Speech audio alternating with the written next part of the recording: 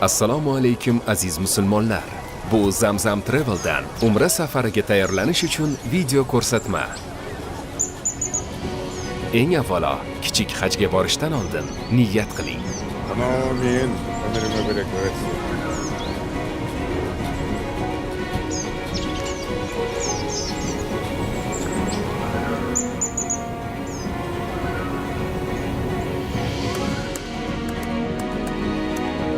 Bunday muhim sayohatdan oldin umrani mukammal tarzda ado etish uchun umra ibodati mavzusida ko'proq kitob o'qing.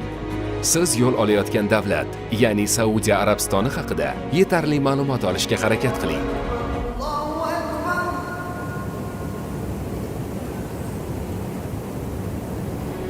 Safaringizdan oldin tibbiy ko'rikdan o'ting va zarur emlanishlarni qabul qiling. Agar biror bir muammo aniqlansa, davolanishni amalga oshiring, chunki salomatlik ziyorat paytidagi eng muhim masaladir.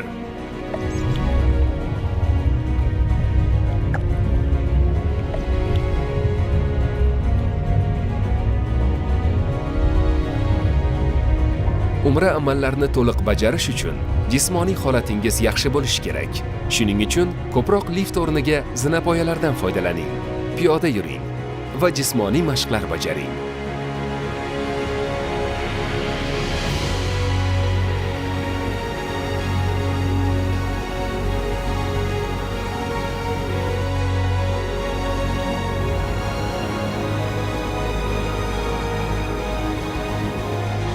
Siz safarda bo'lgan paytingizda oila a'zolaringiz qiynalmasliklari uchun ularni ro'zg'orda kerak bo'ladigan barcha mahsulotlar bilan ta'minlashni yoddan chiqarmang.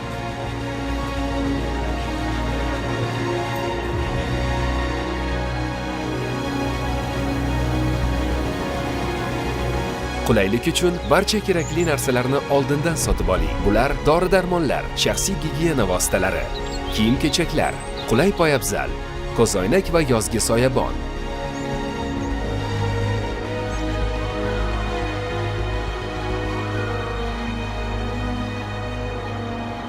Umra ziyoratiga borish uchun har bir erkak o'zi bilan maxsus ihrom olib borishi shart.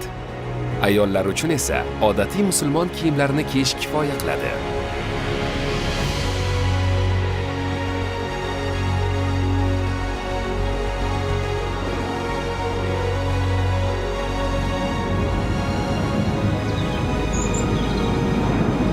Hayotingizdagi muhim sayohatga tayyorgarlik ko'rish bilan ovora bo'lib, quyidagilar haqida unutmang. Siz ulug' ibodatni bajarasiz va Alloh taoloning mehmoni bo'lish uchun uning muqaddas yerlari tomon yo'l olmoqdasiz. Fikr va xayolingizni bir joyga jamlash uchun namozlarni ko'proq ado eting. Shuningdek, Qur'on tilovatini ham ko'paytiring. Davlat organlaridan mamlakatni tark etishga ruxsatingiz bor ekanligini yana bir bor tekshiring.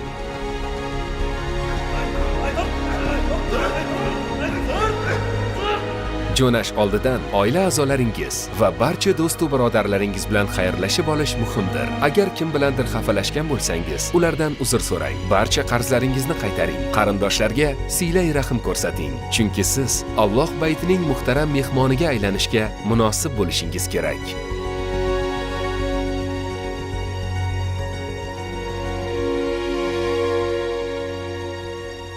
Alloh taolo ziyoratingizni qabul qilsin.